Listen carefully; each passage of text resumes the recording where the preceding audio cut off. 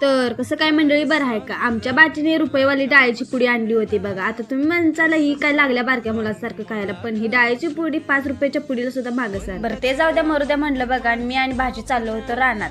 गव्हाचं रान मोकळं झालंय म्हणून आज आले बघा ट्रॅक्टर नांगरायला. आणि त्यात वातावरण तर इतकं भारी झालंय ना, विशेष त्यात ह्या मातीचा सुगंध आणि ट्रॅक्टर मागे बगळ्यांची रांग. हे सुख फक्त गावाकडच्या लोकांनाच कळू शकते. आमच्या पप्पांचं चाललंय बघा इकडे जनावरांना वैरण तोडायचं, आणि माझं तर इकडे भलतंच काम चालू आहे बघा. लहानपणीची सवय तर काय अजून गेली नाही बघा. आणि लहानपणी असं कोण कोण करत होतं त्यांनी कमेंट मध्ये नक्की सांगा. आमच्या भाचीनं आज नेलतं बघा जळण तोडण्यासाठी फॉरेनच्या जंगलात. भाची असं जळण काढून देत होती बघा खालून, आणि मी असं एक एक करून सगळं जुळवून घेत होते.